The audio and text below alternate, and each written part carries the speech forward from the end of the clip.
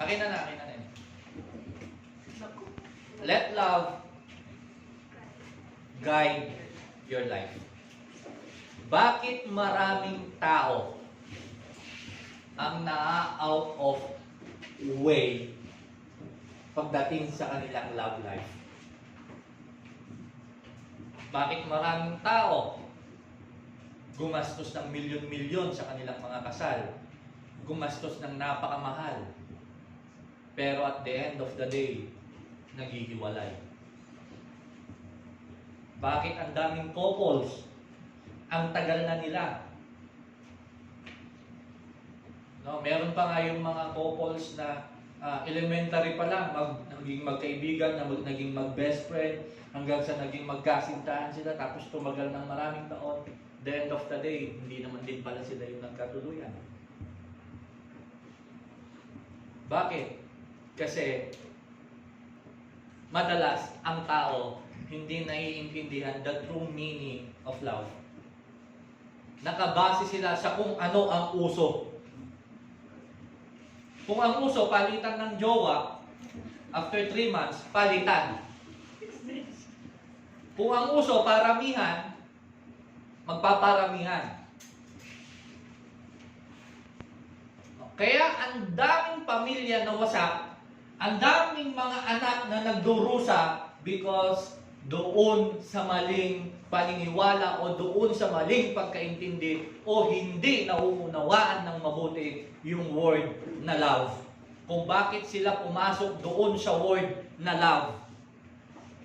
Hindi tayo nabuo, hindi tayo naisilang sa mundong ito kung wala yung love. Pero bakit maraming mga pamilya o maraming couples yung naging broken na wala na nga ba yung love sa kanila? Ano yung naging dahilan bakit sila nawasa? Si Apostol Pablo, Apostle Paul, show us the importance of love and how love guide our life. 1 Corinthians chapter 13, verses 1 to 8.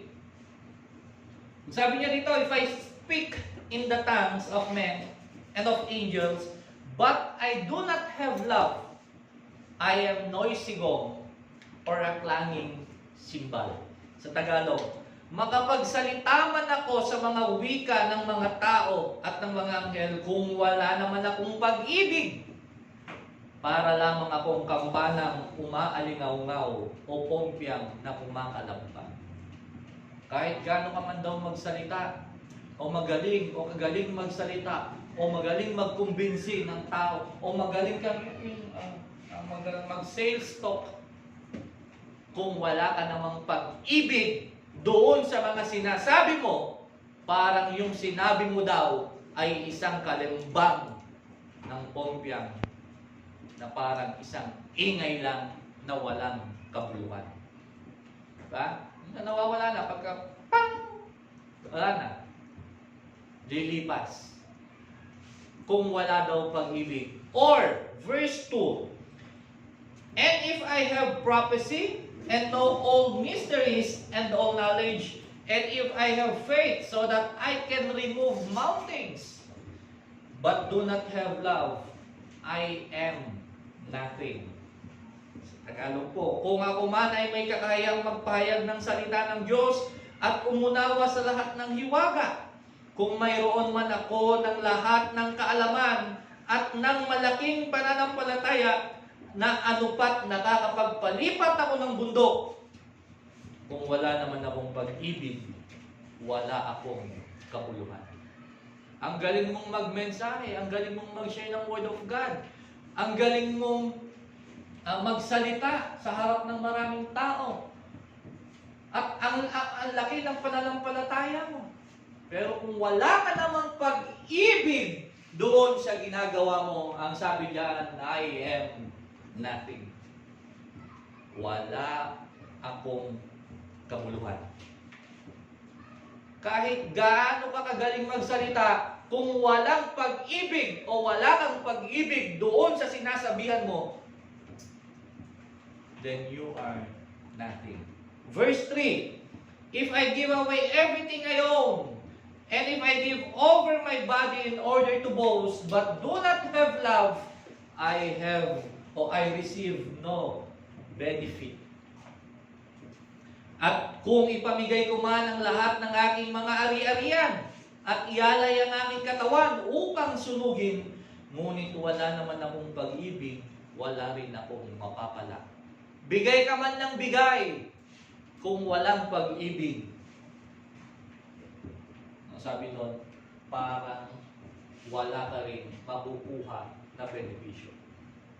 May kasabihan nga tayo, you can give without loving, but you cannot love without giving.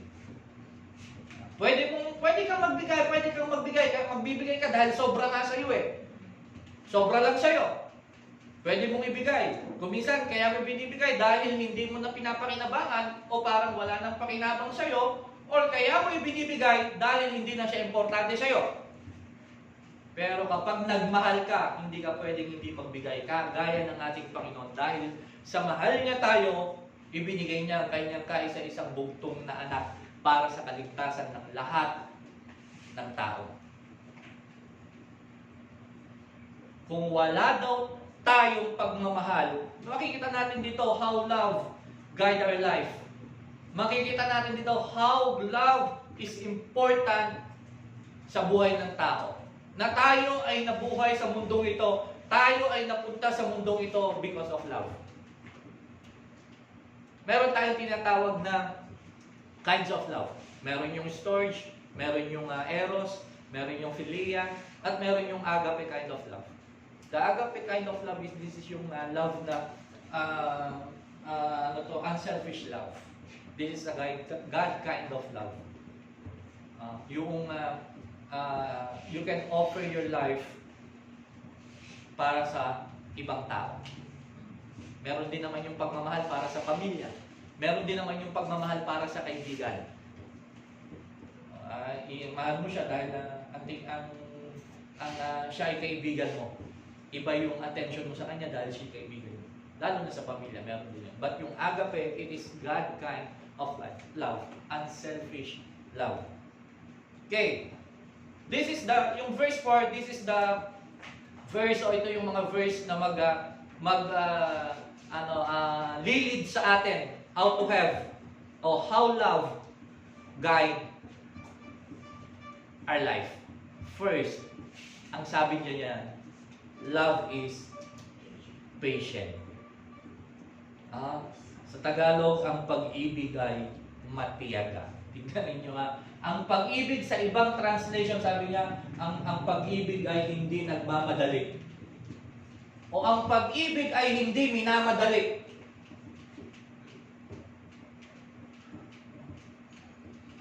Ewan ko, noon, sabi ng mga lolo-lola natin, di ba? Noon ako, sabi nila, mahawakan lang yung daliri ng babae, ikakasal na. Ngayon, hindi lang daliri yung hinawakan, buong katawan na, nagbre-break pa rin.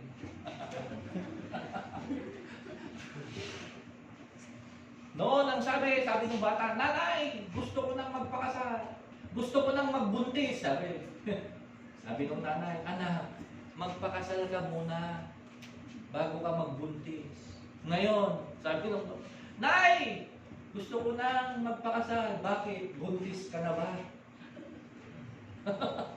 Baligtad na. Nakakita ng magkakaibigan, oh, buntis ka na naman. Sabi, ano naman, may asawa naman ako. Ngayon, oh, buntis ka? Ano naman, may boyfriend naman ako. Mahirap daw mabuntis ang walang boyfriend. Totoo nga naman.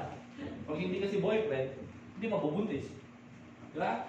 Kaya sabi niya, love is patient. Nakakapaghintay. Sa Bible, itong si Laban, na tiyuhin ni Jacob, may anak na dalawa. Si Leah at si Rachel sa English. Yung basit mata.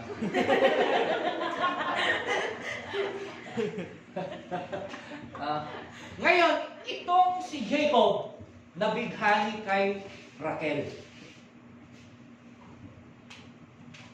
Sabi niya kay Jacob, o sabi ni Jacob kila, nagtatrabaho ako para kay sa anak niyong si Raquel. 7 taon na nanuyo si Jacob. Imagine na, 7 taon na nanligaw. Ngayon, 7 minuto. Mag-on. Bakit pa natin patatagalin kung nagkakagustuhan na tayo? Gusto mo ba ako?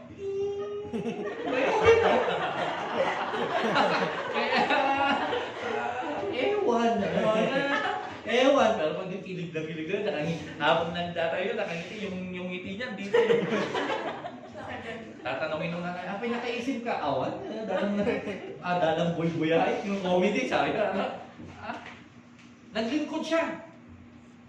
Tapos after 7 years, magpapakasal na, pero ang ibinigay sa kanya, si Leah. Bakit? Kaugalian kasi noon, hindi pwedeng mag-asawa yung mas nakababata kung hindi pa nakapag-asawa yung mas matanda. Ang sabi niya, hindi yan napagkasunduan natin. Ang pinagkasunduan natin, ang ibibigay mo sa akin ay itong si Raquel, hindi si Leah. Okay, ibibigay ko siya sa iyo. Tapusin mo lamang itong pagdiriwang na ito. Bibigay ko rin sa iyo si Raquel kung maglilingkod ka ulit sa akin ng 7 taon. Tingnan ninyo, 14 years ng ligaw. 14 years! So kung may manliligaw sa inyo, 14 years. Ang minsin na Pastor. Ang minsin na Pastor, 26 kong taktas. 26 kong 40 taktas, Pastor. Tapos ako pwede. Wala na. Di ba? Wala na. So pagka ganun siguro, pagka ganun dapat, pagka ganun yung manliligaw, 6 na taon pa lang, magpaligaw na kayo.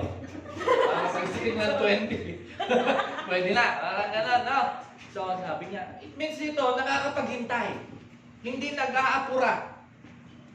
Kasi kaya maraming na nasisira na relasyon kasi nga hindi pinag-aralan na mabuti. Hindi pinakiramdaman na mabuti. Sa una talaga, lahat ng bagay parang posible kasi nga you are in the yung beginning pa lang, lahat ng umpisa masaya. Diba? Nandiyan yung hindi ako makakain pag hindi kita kasabay. Yung kabababa mo pa lang, I miss you na todo-todo, walang preno.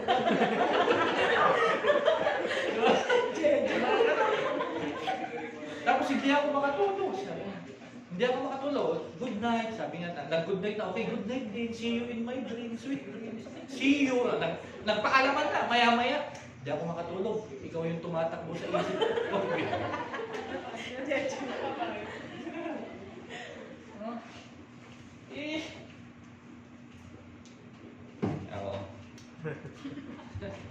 Kaya maraming nasisira na relasyon ng dahil sa mga yung matatamis na salita. Sabi kanina, di ba? Kahit ganong kagaling magsalita, kahusay magsalita, kung wala yung totoong pag-ibig doon, useless yung sinasabi. Hindi ko magpapadala. Ako, ngayon yung misis ko, sinasabihan ko ng mga ganong mga words, mga sweet words, sinasabihan ko. Sabi ko doon sa misis ko, sabi ko sa kanya, alam mo ba na hindi na ako nagsesearch sa Google? Sabi ko sa kanya, bakit? Anong ginagamit mo? Because when I found you, the search is over. Sabi ko sa kanya,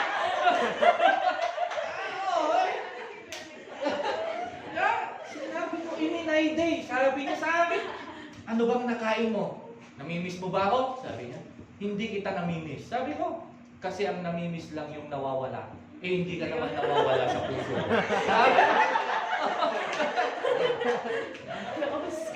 Sabi narinig ko, sabi niya, Pastor, pahiram ka. Ewan ko, kanino niya sinabi? Love is patient. Nakakapaghintay. O sabihin mo sa katabi mo, nakakapaghintay. Huwag yung amurahan. Ano? Ang tagal-tagal ko na naniligaw sa iyo, 3 araw na. Hindi mo pa. Matagal na yung 3 araw ngayon. Meron kasi sa mga babae, no? Bakit sinagot mo ba agad? Eh, syempre, ako kakataon na ngayon mo sa bahay. Kakaisura, nakadagaw.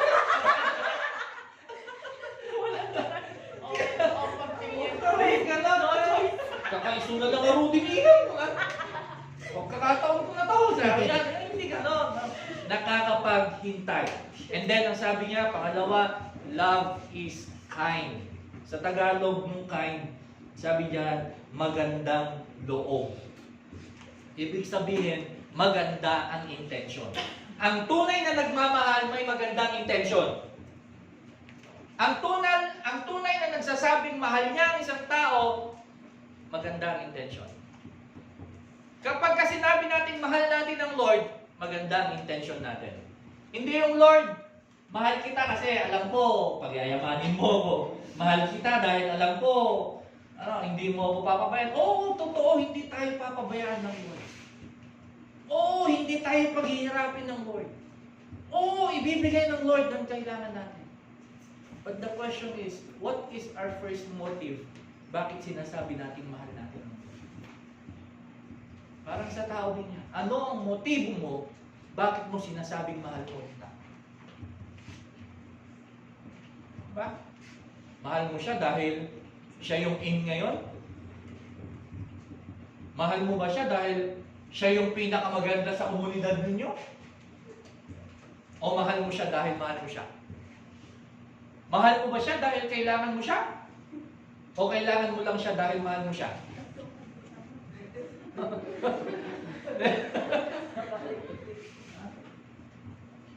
Ang sabi ko dun sa misis ko, mahal kita at kailangan kita. Sabi ko, tapos. Diba?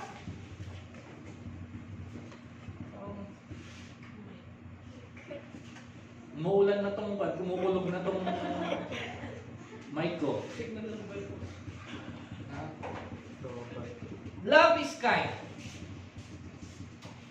Kailangan maganda ang intention mo. Patitan na itong mic na parang may naggegera. Ha?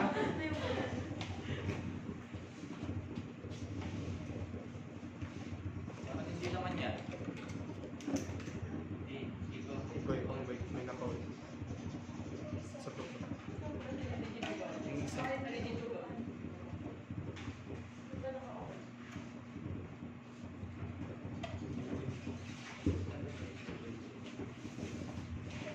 Pag hindi mo nahanap yan, hindi na yung mic at papalitan ko ikaw.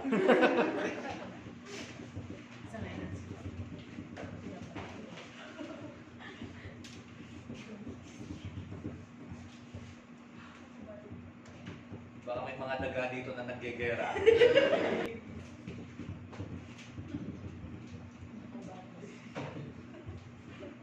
Ay, patawarin tong speaker.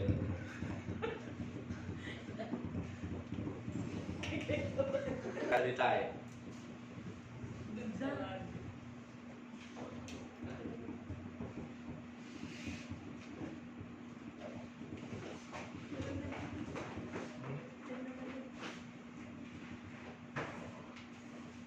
Okay na.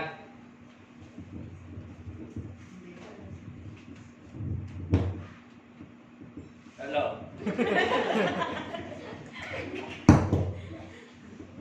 Okay. Sige, bayaran natin kung ganyan talaga.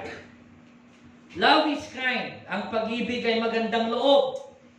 Kaya sabi ko, kapag ikaw ay magmamahal, be sure maganda ang intention mo. Hindi yung meron kang hindi magandang intention na kapag ka, hindi, pang 1 taon lang to. Hindi, pang 2 buwan lang to. Hindi, pang 3 linggo lang to, hanggang JS lang to, hanggang Valentine's lang to. Hindi ganon. Bakit? Kaya nga sabi dun sa una, kaya nga niya inuna na ang pag-ibig ay matiyaga. Kasi dapat kilalanin mong mabuti, alamin mong mabuti, at ikaw, hindi lang ikaw na nanliligaw, hindi lang ikaw na manliligaw, ang dapat kumilala ng mabuti. Kundi parehas kayo. Kilalanin mo hindi lang yung tao. Kilalanin mo maging yung kanyang pamilya, yung kanyang background. Kilalanin mo kung ano, kung sino. Kaya binibigyan ng panahon. Hindi yung hindi kasi kaya mo binibigyan ng panahon kasi meron kang magandang intensyon. Pansinin ninyo ang Lord. Hindi niya naman minsan ginawa ang mundo eh. Itong nasa sa mundo, ang no creation ng Lord hindi eh. Sa bawat araw meron siyang ginawa, hindi siya nagmadali. Pwede niya naman gawin eh. Nasa loob ng isang araw lahat meron na, pero hindi niya ginawa. Pinag-isipan niyang mabuti. Dahil ang gusto niya na dumating sa tao is perfect. Ang gusto niya rin na dumating sa iyo, tingnan niyo ha, inihanda ng Lord lahat ng kailangan ni Adan bago nilikha si Adan. So naihanda ng lahat. At nung nakita niya na malungkot si Adan, sa kanya binigyan ng makakasama. Nung nakita ni Adan, sabi niya, perfect. Ito yung buto ng aking buto. Dugo ng aking dugo. Laman ng aking laman. Diba? Atay ng aking atay. Balon-balunan. Natuwa siya. So nung ikaw, dapat tayo, nung makikita at alam natin na yan na, magkakaroon tayo ng kagalakan. Mararamdaman natin. At once na dumating na yon, dapat meron kang magandang intensyon. Magandang intensyon. Kaya ang daming nasisira na relasyon kasi they are not guiding or they are not leading by the love. Sa love kasi, hindi lahat masaya. Kapag nagmahal ka, mahalin mo hindi lang yung maganda. Mahalin mo pati yung pangit sa kanya.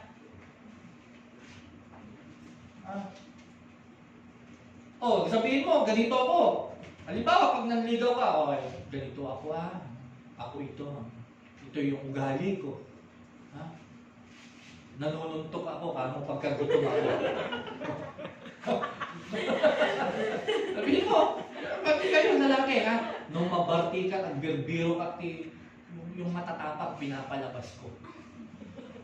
Anak makaturog, anak nakainom. Awan trabaho. Nagdaw-dawat aklang ginina ko. Ganon, yung sabihin mo, tapos sabihin naman ng babae, magiging honest din ako sa iyo. Pumatayag ng mabisina. Delikado.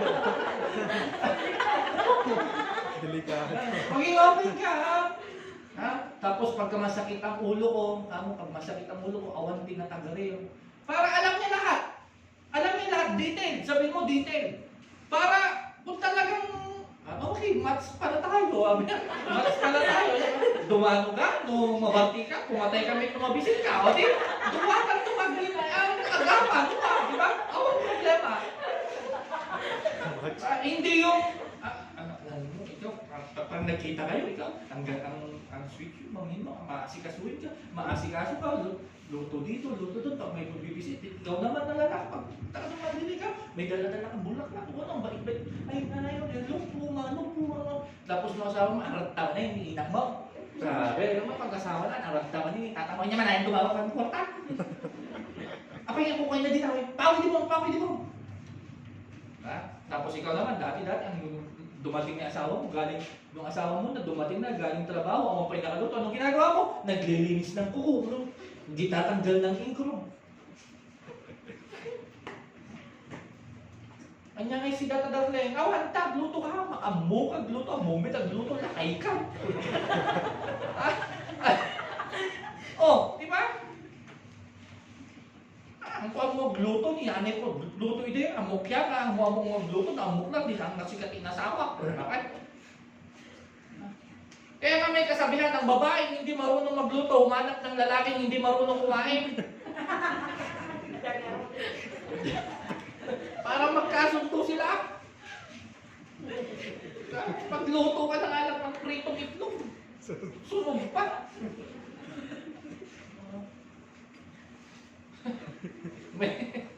may kakilala ko dito kahit dumami anak nila, kayang pakainin ng pakbet na 1/4. kahit 15 yung kakain dyan. Love is kind. And pangatlo sabi niya, it is not envious. Envy.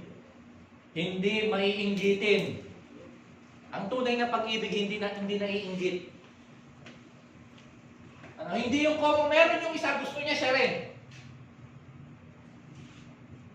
Hindi kung ano yung meron yung iba gusto niya na sa kanya. Ang tunay na pag-ibig, kung ano yung kaya mo, kaya niyang tanggapin. Kung ano ka, kaya niyang tanggapin. Tayo, tinanggap tayo ng Panginoon kahit ano tayo eh. Makasalanan nga tayo, tinanggap tayo ng Lord eh. Marami nga tayong hindi na ibibigay sa Lord, marami tayong hindi na ibabalik sa Lord. Despite ng lahat ng magagandang bagay na ginawa ng Lord at binigay ng Lord sa atin, pero tinanggap pa rin tayo ng Lord kahit tayo ay makasalanan. So ang tunay na pag-ibig ay hindi maiinggitin. No. So wag kang papasok sa isang relasyon dahil nainggit ka lang sa mga kaibigan mo, dahil lahat ng kaibigan mo ay meron ng ka-partner. Pag nag-reunion kayo, ikaw na lang yung walang asawa. Tapos meron siyang bisita, umata, sawain datang. Nasimpit data. Lahat ng nanliligaw, lahat ng nagliligawan process, mababait yan. Ayun na. Nagtumit. Awanti. Walang nanliligaw na mapanding. Kumusta ka nang ipare? Ayun ang inanay mo. Ayun ang inanay mo. Ayun ang ipapangutagi ng kanina buwa. Walang nanliligaw dyan na may dala-dala ng 4 kantos dyan. 4 kantos, 5 kantos, o 6 na kantos pa yan. Yan ang ipapangutagi kami pa. Awat kasi na. Kapag kapupunta yan, yung disente yan, yung maluto, gusto ko, magandang gabi. Tapos nung October, natakong po na lang. An nga sa uta, tahaging gana mo kat katungtungin. Ay, kumusta kan balong? Ay, okay lang po. Walang magpapakita ng pangit sa una. Gino asawa mo, nagpig sa kaya mag-rock. Ay, babae pa yun eh. Yung ang sarap-sarap ng tulog mo na lang yung pumipito pa. Sabi, no amok lang. Wala na, o di wala na. Idamagi mo. No, gagawin ka. Napisa kaya burok siya. Pagka ikaw naman yung babae, pag maniligaw sa'yo, lakas ka bang magilig? Kasi ako, gusto ko tahimik lang. May kasama akong ganyan sa Korea noon. Sabi namin, grabe. Ayaw niya nung yung meron lang music, ayaw niya nung maingay, tapos ayaw niya nung may konting liwanag, ayaw niya, sabi namin, kawawa ito pag nag-asawa, kawawa yung asawa. Ayaw din niya nang may katabi. Paano pag nag-asawa ka? Sumaba siya, sabi. Kawawa naman yung mapapangasawa mo. Kaya late na siya nakapag-asawa. Baka humanap ng asawang ayaw sa ilaw. Yung parehas din, ayaw nang magkatabi. Ayaw sila nang magkatabi. Eh hanggang ngayon, wala pa silang anak eh. Yan niloloko namin. Paano kayo magkakanak eh? Ayaw mo naman nang may katabi, sabi namin. Kaya ito, hindi dapat maiinggitin. Ang tunay na pag-ibig, naghihintay, may tamang motibo, at hindi naiinggit. Na kung ano yung meron sa iba, gusto mo sa'yo. Hindi ganon. Kung ano, ikaw, kung talagang mahal ka niyan, kung ano ka, tatanggapin ka niya. Pero hindi ka tanggap-tanggap yung mga pangit na bagay. Hindi yung ibig sabihin na, sabi ni Pastor, kung ano ako, tanggapin mo ako, martik na ka. Hindi ganon. Awan trabaho, si kang mambiyag ka niya. Hindi ganon, kundi kung ano yung kaya mong gawin as long as na ikaw ay talaga namang gumagawa, nagtatrabaho, and you are responsible to your responsibility, eh dapat matuto kang tanggapin kung ano yung meron ka. Kung ano yung meron siya. Hindi yung maghahanap ka, buti. Huwag mong i-compare. Buti pa sana, yun yung sinagot ko noon. Eh, sana kung inyo gusto mo, di sana noon pa lang may karapatan ka magdesisyon. Nagdesisyon ka na nung ikaw ay namimili. Love does not brag. Hindi mayabang. Ang tunay na pagmamahal, hindi nagyayabang. Hindi mayabang. Hindi lastog. Hindi nagmamataas. Sabi niya, and it is not puffed up. Hindi nagmamataas. Alam niyo naman yung sabi ng Bible, kapag ang isang tao ay mapagmataas, ang ginagawa ng Lord, ibinababa. At ang tao, kapag nagpapakumbaba, itinataas ng Lord. Ang trabaho ng Diyos magtaas. Ang trabaho ng tao magpakababa. Huwag natin baligtarin. Kapag tinrabaho natin yung trabaho ng Diyos, na tayo magtataas sa sarili natin, ayan sabi ng Proverbs, huwag mong itaas ang sarili mo upuan.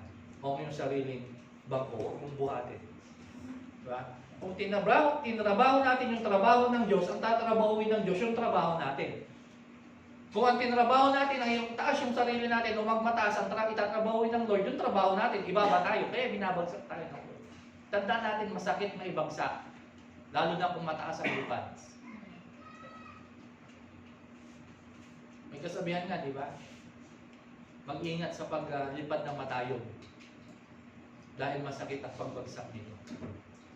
Mas masakit ang bumagsak kapag mataas yung lipad mo kaysa dun sa lumilipad nang naaayon lang dun sa kakayanan niya. Huwag mong piliting lumipad kung hindi mo kayang lumipad ng mataas. Huwag natin ipagmayabang kung ano yung meron tayo. Hindi yan tunay na pag-ibig. Hindi yan tunay na pagmamahal.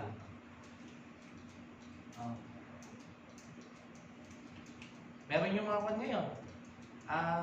Kaya lang tumutulong para dun sa mga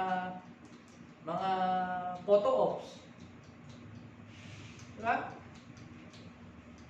Magbibigay ng tulong, naka-selfie para masabi na nagbibigay. Masabi na may kakayanan sila na magbigay. Di ba ganun? Liban na lang doon sa may mga sponsor na ipinadaan sa kanila yung pera, halimbawa, ibigay mo ito, kailangan nila ng documentation para makita na talagang dumating sa kanila. Kaya huwag tayong magmataas. Ang tunay na pag-ibig ay hindi nagmamataas. Ang tunay na pag-ibig hindi nagmamarunong, hindi nagmamayabang. Sa verse 5, it is not rude. Hindi magaspang ang pag-uugali. Tingnan ninyo. Ang alam ko sa magaspang, liha lang eh. Hindi ang pagmamahal. Huwag daw natin hayaang maging magaspang ang ating pag-ibig, ang ating pagmamahal. It is not self-serving. Hindi makasarili. Sabi ko nga kanina, ang pag-ibig mapagbigay. Hindi makasarili. Hindi selfish ang pagmamahal. Diba, nagkapamilya ka na. Hindi mo na iisipin yung sarili mo lang. Ang iisipin mo yung pamilya mo na. Kaya nga tayo dumaan sa process ng pagiging binata't dalaga eh. Para yung binata't dalaga, sige, gawin mo na, pumunta ka, magpaalam ka. Pero once na nagkaroon ka na ng pamilya, nagkaroon ka na ng asawa, hindi na ikaw ang may control sa sarili mo. Kung yung ugali natin dati ng binata't dalaga na magpapaalam pagka nakabihis na, ada pa panak na yan. Nakabihis na, ada pa panak. Aalis na lang pala. Hindi nagpapaalam yun eh. Nagsasabi lang. Ay hindi pwede yun doon sa pagka may pamilya na. May responsibility na. So dapat, it is not self-serving. It is not easily angered. O hindi magagalitin. Yung hindi lang nag-reply, galit ka na. Hindi lang naka-reply ka agad, galit na, asan na you? Asan ka na? Una, hindi nakapag-reply, saan ka na? Pangatlo, asan ka na? May exclamation point na. Pang-apat, capital letter na lahat, asan ka na? Bandang ulit, di ba? Huwag kang mag-reply. Nung nag-reply, hindi, busy lang, may ginagawa. Wala na, hindi na pinansin. Away na. Ang daling magalit. Alam niyo ba isang technique para hindi masira yung araw niyo pag nagbabasa kayo ng message? Basahin niyo ng hindi pa galit. Kahit galit yung, alam mong galit yung nagte-text, basahin mo ng huwag pa galit. Pag kayo halimbawa nag-text, asan ka na? Kanina pa ako text ng text. Kanina pa ako hintay dito. Nasaan ka na ba? Ginagalit mo na naman ako. Basahin mo yun ng huwag pa galit. Pag binasa mo, asan ka na? Kanina pa ako hintay dito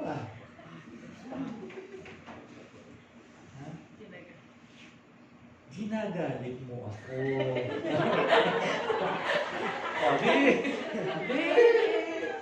Hindi ka maapektuhan ng galit. Di ba? Kasi pag naapektuhan ko ng galit, may ginagawa nga, ganito nga, may ginagawa nga ako, ganito, paano ako makaka-reply? Di ko ayaw mo, muna ka na, malis ka na, madaming tayo. Wala na, war na. Tapos maghihintayan kung sino ko lang mag-text. Hindi mo na mo yun. Why? Iwag. Dami-dami ka. Wala na. Marami na namang nasisira. Sabi nga nung kanta, mapalad daw ang dalawang tao. Mapalad daw ang mundo if there are two less lonely people. Di ba? Kaya kapag mayroong isang babae, isang lalaki na nag-ibigan, mapalad daw ang mundo. Bakit? Meron na namang dalawang tao na sumaya kaysa doon sa mga lumulungkot. So hindi madaling magalit or resentful. Verse 6, it is not glad about injustice but rejoices in truth. Hindi niya kinakatuwa ang gawain masama, ngunit ikinagagalak ang katotohanan. And then verse 7, it always protects. Daan natin ito. Kapag minahal mo, protektahan mo. Kapag sinabi mong mahal mo na yung tao na yan, protektahan mo. Protektahan mo yung tao na yan. Protektahan mo sa mga pwedeng manakit sa kanya. Protektahan mo sa mga tao na gustong sumira sa kanya. Gaya ng ginawa ng Lord sa atin. Dahil sa mahal niya tayo, pinoprotektahan niya tayo. Ano ang pangako ng Lord? I will never leave you, nor forsake you. Diba? Kapag nagugutom tayo, pinapakain tayo ng Lord. Kaya yung mahal mo, kapag mahal mo at nagugutom, pakainin mo. Huwag yung itulog mo na lang yan. Dilipas din mo.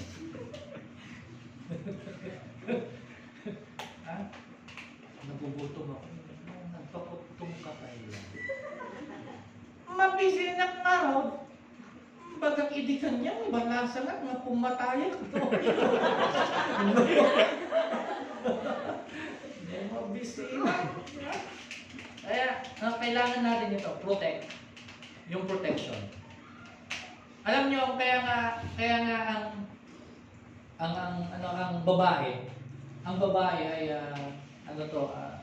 kinuha sa tadyang ng mga lalaki malapit sa puso para mahalin, para protektahan, para tayo ay bigyan ng halaga. So, kapag ka ang lalaki nasaktan o sinaktan niya ang babae, ang sinasaktan niya yung kanyang sarili. Bakit? Galing sa tadyang mo yan eh. Galing sa sarili mong tadyang yan. Kaya nga sa womb mo yan. Kaya nga tinawag na woman eh. It came from the womb of a man. Kaya kapag sinaktan mo, ang sinasaktan mo yung sarili mo. Pastor, kaya nga hiwalay mo na kasi hindi pala para kami sa isa't isa. nakailang beses ka na bang humiwalay? Huwag ka lang naman po, Pastor. Pang 14 po siya. Kasi may motto daw. Select and select. Then collect. Kaya nga, knowing each other is not about within the relationship.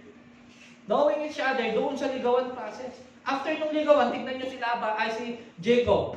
After niyang pagsilbihan, after niyang ligawan si Raquel, after nung, kasalan ka agad. Yeah. Kaya nga sabi ko, diligawan mo ako. Ano? Ready ka na magpakasal? O, taka na. Go na! Go na! Kasalan na to.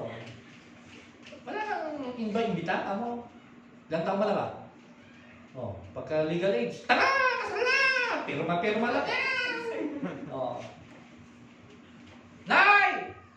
May pasalubong ako sa inyo. Welcome our new family. Ano, member pa. Sino dahil ka? Asawa. Wala! Kasi ang tagal mo nang niligawan nagkakilala na kayo, alam niya na yung paborito mong pagkain, alam niya na yung hindi mo kinakain, alam niya na yung paborito mong kulay, alam niya na lahat ng sa'yo. Ganun ka din. Nakilala mo na siya. Nagkakilalanan na kayo. Para hindi mo sasabihin balang araw na kung alam ko lang. Yun nga ang problema, hindi mo kasi inalam. Diba? Ang dami ngayon ang dami ngayon pamilya na ganyan. Noamok lang ka, kasta data, nalakay, kasta data, lalaki. Galit na galit. Di sana hindi siya. Yun nga ang problema, hindi kasi inaalam. Alamin natin. Kung tayo ba ay proprotektahan and always trust, nakapaloob kasi dito sa pag-ibig yung pagtitiwala.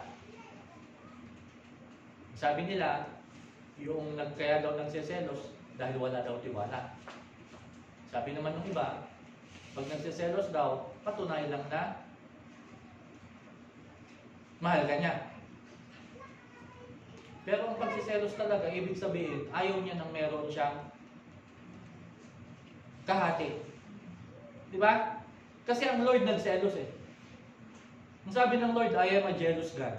Kaya nga doon sa isa sa mga 10 Commandments, ang sabi niya doon, huwag kayong magkakaroon ng ibang Diyos maliban sa akin. Kasi ayaw ng Lord ng may kahati. Ang hirap naman kasi nun. Hindi naman tayo dalawa ang puso. Kaya huwag tayong kakanta sana, dalawa ang puso. Di sana pinalalain mo, maging octopus ka na lang. Hindi lang dalawa, 8 ang puso mo. Kaya lang, andito yung, ang pangit naman tignan, yung ulo mo nasa gilid. Ay, yung mata mo nasa gilid. Andito, 2. Ang nakikita mo, ang dami mong mga puso, di ba? Ang dami mong puso, yung mata mo naman. Ang dami mong galamay, ang dami mong kamay. Ang pangit, di ba? Pagkatapos ng paa mo, ulo na. Hindi nga, imagine nyo nga. Pagkatapos ng paa mo, ulo na. Gaano kalaki yung ulo nun? Nawala yung katawan niya. Paa, ulo. Pagkatapos ng paa, ulo ka. Always trust. Kaya pag sinabi mong mahal mo, ipakita mo na pinagkakatiwalaan ka niya. Ano? Malayo man yan, LDR man yan. Isa sa mga natutunan ko nung nasa abroad ako, maraming nag-abroad na may pamilya. Hindi naman lahat, kundi karamihan talaga, majority ng percentage, nasisira ang pamilya. Minsan may nagtanong sa akin doon, may lumapit sa akin, isang kababayan. Nag-aabang ako ng bus. Uy, kabayan. Ilang buwan ka na dito? Wala ka akong isang taon. Ikaw, tagal na ako dito, TNT na ako. Saan ka papunta niya? Pauwi na ako. Sabi niya, may couple ka na ba? Sabi niya, may couple ka ba dito? May couple ka ba? Sabi niya. So ako, yung iisip ko naman, pag sinabing couple, partner, asawa, oo, meron. Asan? Ay, naiwan sa Pinas. May asawa. Ay, hindi. Yung couple. Yung couple mo dito. So, alam ko na, nag-gets ko na. Ay, hindi, wala. Sabi ko. Kasi ganun daw ang uso. Yung for Koreas only. Kasi nasa Korea kami, for Koreas only, magkarelasyon sila pagdating dun sa Korea, pagdating nila sa airport, maghiwalay na sa sulubong kanya-kanyang pamilya. Kapag bumalik sila sa airport, papunta ng Korea, sila na naman. Mga ganun. Kaya ang daming nasisirang pamilya. Alam niyo kung ano yung naging sikreto ko? Narinig ko yung isang pastor na nagmensahe sa akin. Para maalis ka sa tukso, isipin mo, lagi mong kasama yung asawa mo. Pag inisip mo na lagi mong kasama yung asawa mo kahit saan ka pumunta, kahit wala siya, magiging kontrolado ka doon sa galaw mo. Yung halimbawa, pakikipagbiruan mo doon sa mga babae na ganyan, ay, mga sweet message na masasabi mo. Masasabi mo ba yun kapag kasama mo yung asawa mo? Di ba hindi? Oo nga. Kaya, tinatak ko sa isip ko, lagi kong kasama asawa ko. Nagsasalita ako pag kayo, pasyal na tayo. Pero hindi ko pinaparinig sa iba. Pasyal tayo. Papayag naman siya. Mamasyal nga yan. Pagsakay ko ng train, dahan-dahan ka. Tapos minsan nakalimutan kong yayain. Bumaba na ako. Uy, halika na, sasama ng pinto.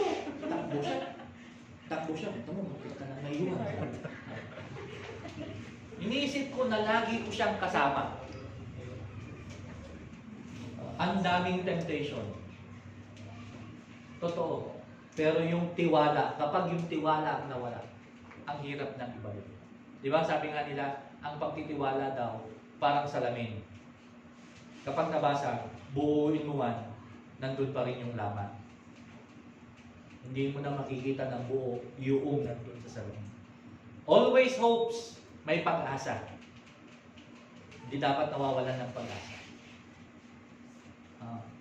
Kaya kapag nagmahal ka, ibig sabihin may pag-asa. O kita ninyo may pag-asa. Huwag nyo alalahanin kung ilang taon na kayo. Adalang na pag-asa. Oh, thank you Lord. May pag-asa pa.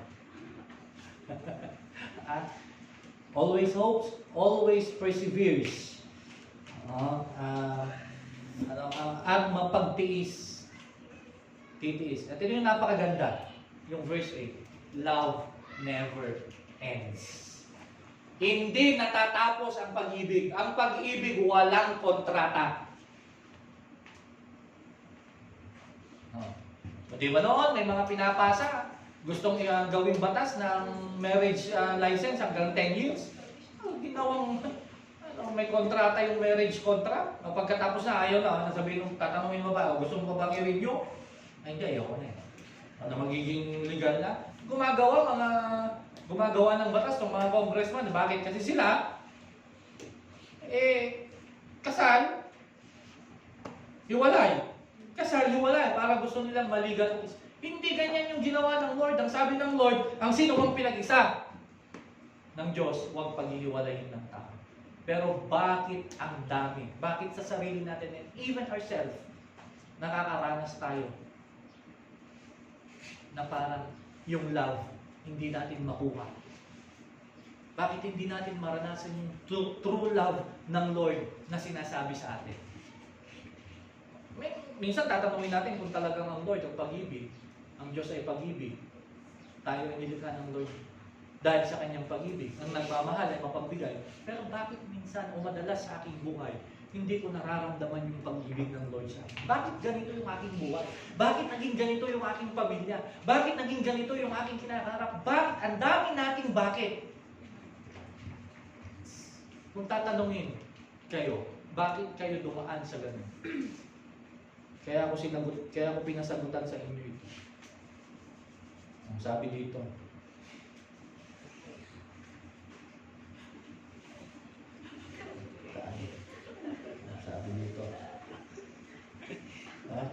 black people. Age sunog, I'm Pinoy.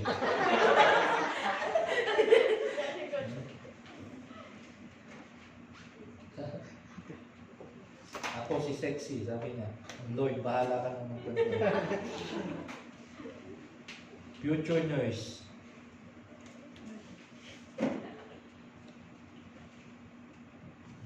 Yung iba hindi ko maintindihan. Masiyahin, pogi, Matangkad. Wala naman ako sinulat dito. Bakit nandito ako?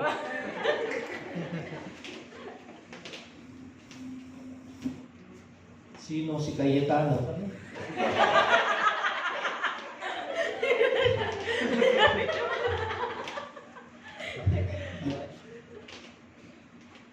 Madaldal. Mahiyain. Pero madaldal.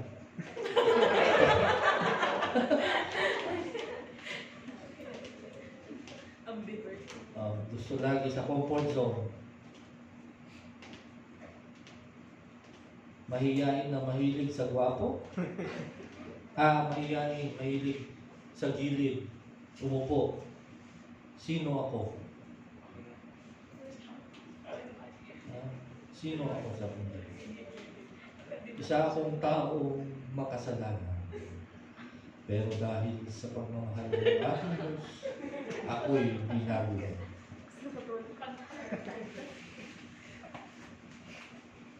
Loving, kind, generous.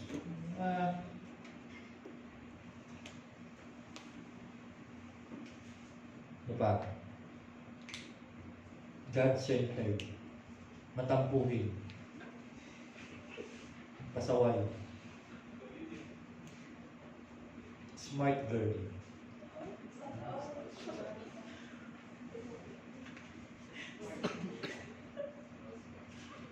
Kaibigan.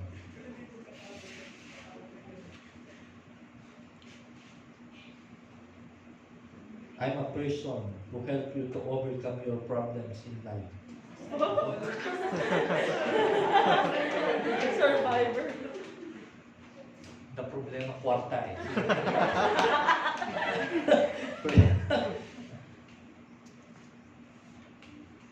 I'm a wonderful, young, who is saved by the God. Redeemed, blessed, saved. I once was lost, but saved, loved by God. Majority nakalagay dito. Majority nakalagay dito is na hindi nakafocus yung pagpapakilala mo sa sarili mo kung sino ka. Bakit? Kadalasan ang sinasabi natin dito kung ano yung nakikita ng tao siya. Minsan kung sa atin naman, nakakalimutan kasi natin ang Lord sa buhay natin. Nagiging second option, third option, fourth option. May mga naggalat. Son of God, revealed by God, nasunod. Which is the best thing na dapat natin sabihin sa ating sarili, sa mga tao. Na pag tayo nagpapakilala, I am a child of God. Huwag nating alisin sa equation na tayo. Kasi, halimbawa, sasabihin ko, sino ka? Ako, isa akong tao na may pangarap, isang tao ako na may gustong marating sa buhay. Hindi masama yan. Pero paano mo yun mararating kung wala kang Diyos sa buhay mo? Paano mo yun mararating kung hindi ka binago ng Diyos? Paano mo yun mararating kung hindi mo mararamdaman yung pag-ibig ng Diyos sa iyo? Paano mo yun mararating kung hindi ka marunong magmahal? Lahat tayo deserve nating mahalin. Why? Because we are precious in the sight of God. We are fearfully and wonderfully made by the Lord. Hindi tayo aksidente. And we are all deserve to be loved. But sometimes, naka-question natin sa sarili natin, bakit paano walang nagmamahal sa akin? The question is, tinignan mo ba? Hinahanap mo ba yung talagang nagmamahal siya? O baka kasi nakafocus ka doon sa mga gusto mo na magmahal sa'yo. Hindi natin na i-focus yung ating paningin doon mismo sa nagmamahal na sa atin. Huwag nating hanapin yung mga tao na ayaw magmahal sa atin. Hanapin natin yung may totoo nang nagmamahal sa atin. At kapag nakita natin yung tunay na nagmamahal sa atin, makikilala natin yung tunay na pag-ibig, mararamdaman natin yung totoong pag-ibig na hinahanap natin. At yung pag-ibig na yan, magiging lead, no? At magiging guide ng ating buhay. Makikita natin yung tama at mali. Yeah, ang pag-ibig hindi po yan perfecto. Tanging yung pag-ibig ng Lord ang perfecto. Pero ang pag-ibig ng tao hindi perfecto. Pero once we are leading by the love of God, despite of everything na dumating sa atin, maranasan natin, no, ups and downs, maraming mga pagsubok sa atin, but still, we can go to the finish line dahil mahal natin yung nagmamahal sa atin. Dahil mahal natin yung pangarap natin. Dahil mahal natin yung gusto nating marating.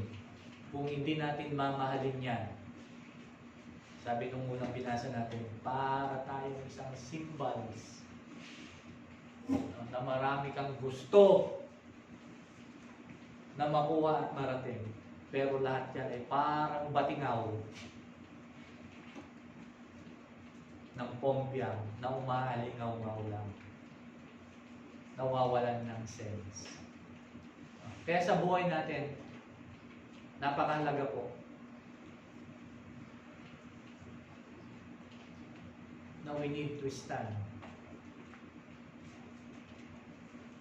with love, by the love of God. Nilikha niya tayo dahil mahal niya tayo.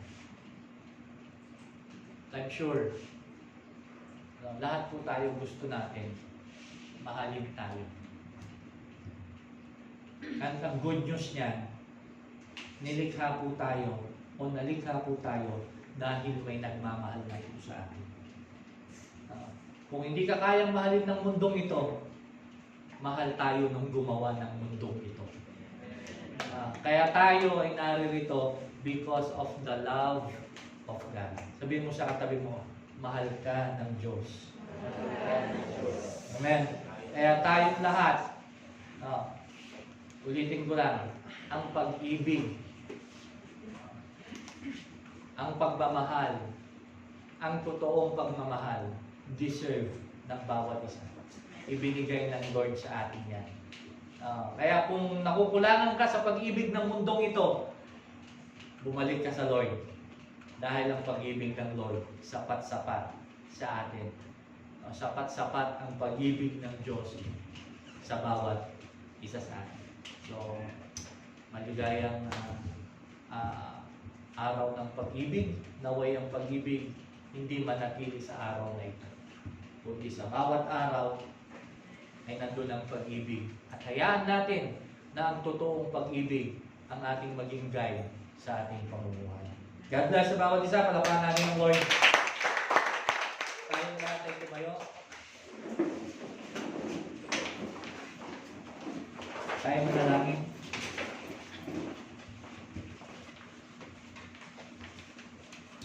Ama naming makapangyarihan, salamat po Panginoon sa iyong pag-ibig sa buhay ng bawat isa. Salamat dahil sa iyong buhay na ibinigay, nagkaroon kami ng kaligtasan. Nagawa mo yan dahil sa iyong pag-ibig sa aming Panginoon. Nagawa mo ito dahil tunay na kami iyong minamahal. Kaya o Diyos, sa bawat isa, na aking mga kapatid na narito, patuloy naming matutunan na mamuhay, lumakad sa tulong ng iyong pag-ibig sa amin. Lord, minahal mo kami. Kung natututo kaming magmahal, because you first love us, Father God. Ikaw ang unang nagmahal, Panginoon.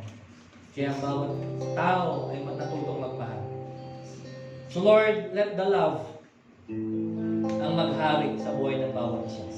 Kasi kung nasa may pag-ibig, nandun, Panginoon, na maraming magagawa, magandang magagawa, maraming magagandang bagay na pwedeng gawin. Sa pag-ibig, nandiyan ang pagtitiwala, nandiyan ang pag-asa. Makakagawa ka ng mabuti, makakapagbigay ka, magiging masaya ka. Dumating man ang lungkot, ngunit kung may pag-ibig, pagtatagumpayan ito. Kaya salamat, Panginoon, at turuan mo kami na matutong maghintay, matutong magtiyaga, matutong malaman ang iyong kaloob para sa amin. Tigit sa lahat, salamat, Panginoon, sa pag-ibig mo sa bawat isa sa amin. Yung pag-ibig na yan, hindi kayang pantayan, hindi kayang bayaran ng anumang halaga. Pag-ibig na yan ay hindi kayang bilhin. Ang pag-ibig na yan ay walang katumbas na halaga, Panginoon. Ang pag-ibig na yan na nagagaling sa iyo ay isang pag-ibig na magdadala sa amin doon sa buhay na walang hanggan. Salamat po, Panginoon. Patuloy na ikaw ang manguna sa aming buhay. Dalangin ko rin sa aking mga kapatiran. Patuloy mo silang ingatan. And be with them, Father God, sa lahat ng oras. Thank you, Lord. Thank you, Lord. This all we pray. In Jesus' name. Amen. Amen. God bless po sa bawat isa.